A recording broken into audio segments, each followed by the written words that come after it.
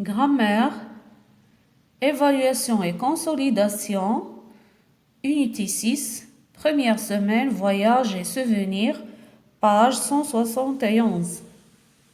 Le premier exercice souligne les compléments d'objets directs et entoure les compléments d'objets indirects. Alors, avant de commencer, je veux vous rappeler les questions qu'on pose pour trouver les compléments d'objets directs. On pose la question par quoi ou bien qui. Et le complément d'objet indirect répond à la question à qui, à quoi, de quoi, comme je peux trouver encore d'autres prépositions qui précèdent le complément d'objet indirect. La première phrase. Ce voyageur a pris le train. On pose la question. Ce voyageur a pris quoi? Le train. Le train répond à la question quoi? Alors c'est un complément d'objet direct ou bien un COD. Je le souligne. Phrase suivante. Il part en excursion avec son ami. Alors il part avec qui? Avec son ami. C'est un complément d'objet indirect, je l'entoure, car il répond à la question avec qui.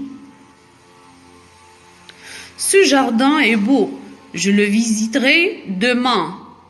La même astuce, je pose la question, je visiterai quoi demain?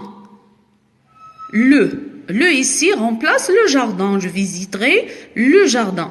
Alors, pour éviter la répétition, on l'a remplacé par le. Le est un pronom complément d'objet direct. Et le pronom se place toujours avant le verbe. Il répond à la question quoi? Il aime dormir dans une tente. Il aime quoi? Dormir. C'est un COD car il répond à la question quoi. Et ici, le COD comme on remarque, c'est un verbe à l'infinitif. Il lui parle de son séjour. Alors, on voit ici deux compléments d'objet indirects dans la phrase. On a entouré lui et de son séjour. Alors, il faut être attentif. Parfois, on peut trouver plus qu'un complément dans une phrase. Il lui parle. Il parle à qui? À lui. Alors lui est un complément d'objet indirect. Il lui parle de quoi? Alors on a ici le complément qui répond à la question de quoi? De son séjour. C'est un complément d'objet indirect. Deuxième exercice. Complète les phrases avec un COD ou un COI.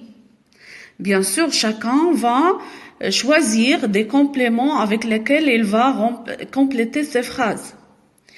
Il adore. Ici, je veux poser la question. Il adore quoi? Il adore les aventures, il adore les voyages. Alors ici, plusieurs réponses sont possibles. Deuxième phrase. Cet hôtel a quoi? Alors ici, cet hôtel a plusieurs étages ou bien a une belle vue, d'accord? A un bon emplacement. La même chose, plusieurs réponses sont possibles. Il lui défend de sortir. Défendre, c'est empêcher, c'est interdire. Alors ici, je peux poser la question, il lui défend de quoi? De sortir, de partir, de jouer, de bavarder, de crier. On peut voir plusieurs réponses. Il fait de la pêche avec qui? Avec son oncle, avec ses parents, avec ses amis. Il aime quoi? Il aime voyager, il aime lire, il aime découvrir le monde. La même chose, on peut avoir plusieurs possibilités.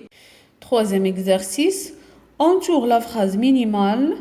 Alors ici, on va réviser la phrase étendue et la phrase minimale. Alors, la phrase minimale est la phrase qui contient des mots essentiels. Exemple, sujet et verbe. Ou bien parfois, sujet, verbe et complément d'objet direct ou indirect. Parce que les compléments d'objet direct et indirect sont essentiels pour la phrase ou bien pour le groupe verbal. Tandis que les compléments circonstanciels ne sont pas tous essentiels. Il y a quelques-uns qui sont essentiels, d'autres non. Alors, la phrase minimale est la phrase qui contient, j'ai dit, les mots essentiels. Sujet, verbe, parfois sujet, verbe, complément d'objet direct ou indirect, ou bien parfois quelques compléments circonstanciels qui sont essentiels. D'accord? Alors, et la phrase étendue, c'est une phrase à laquelle on ajoute des groupes de compléments pour la rendre plus précise.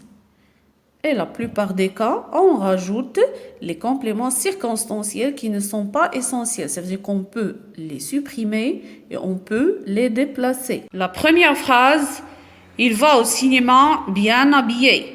Alors ici, ce n'est pas une phrase minimale car il contient un complément circonstanciel de manière. Il va au cinéma comment? Bien habillé. Alors je peux le supprimer.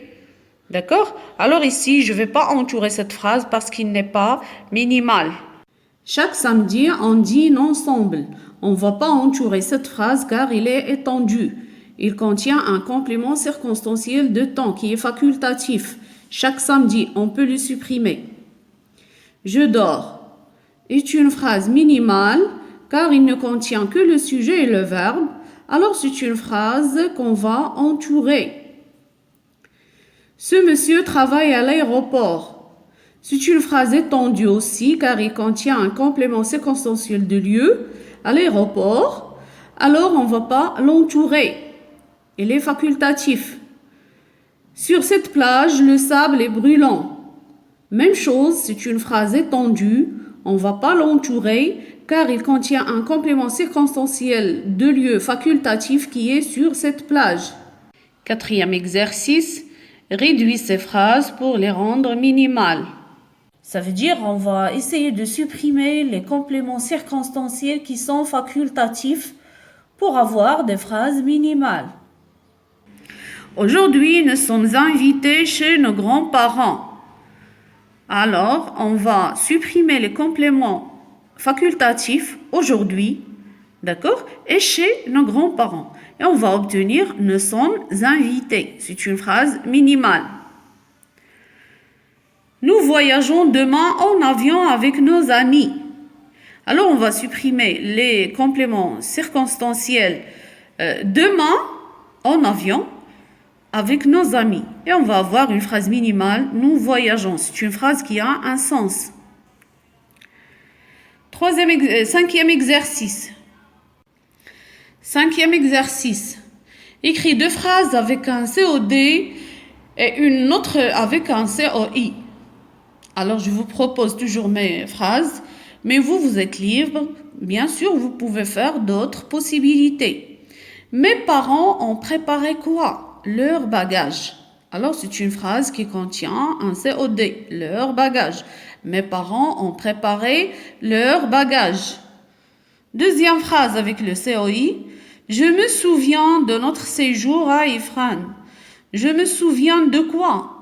De notre séjour à Ifrane, c'est un complément d'objet indirect. Merci pour votre attention et bon courage.